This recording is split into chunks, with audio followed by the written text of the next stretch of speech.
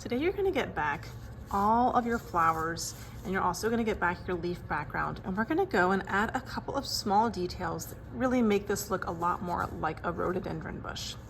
So to begin, we are going to start with your flowers. Now if you look at a rhododendron flower, we notice that they also have some stamen coming out of the middle of each flower, and there's even like some little yellow dots on some of the petals. So we're gonna add those with a highlighter today and also our pencils.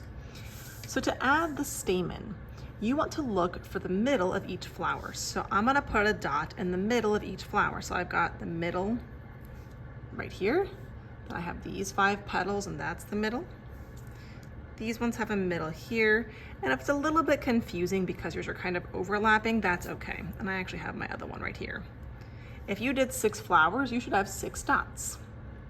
Once you've drawn your dots, then you're just gonna draw some kind of quick little lines coming out of the middle of your flowers.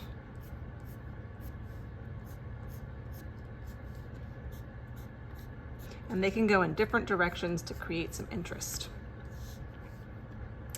You can also add a little kind of almost oval at the top, kind of like the anther here. You are gonna do that for all of your flowers. So remember that you have 3 papers. So I'm gonna go back to my next paper and add those same details in. So I'm gonna look for the middle of my flower and make a dot.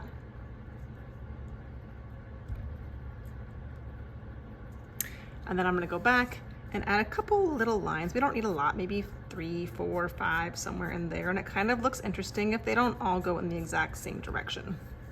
I'm gonna do that until all 3 of my papers look complete. Now that I have all of my stamen, I'm gonna go back and just add a little extra detail with my Sharpie. If you look at the Taiwanese rhododendron, you notice that one petal kind of always has these dots on them.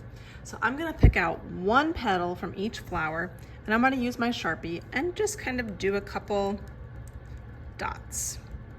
Depending upon the color you're doing it on, that's my one petal for here. It might be a little bit easier to see the dots if you're doing them on a lighter color. And you might not be able to see them super well right now, but remember that these will be in our blacklight gallery, and those will really show up brightly under blacklight.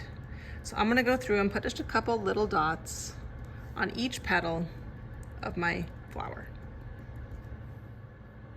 When I'm done adding all of my stamen and kind of my little dotted detail on one petal per flower, then I'm ready to work on the background. We have our leaf shape, but we want to add the really important detail called the vein.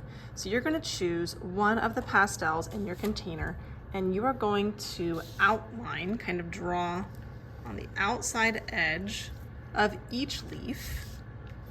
It should be kind of like that oval shape that your stamp was.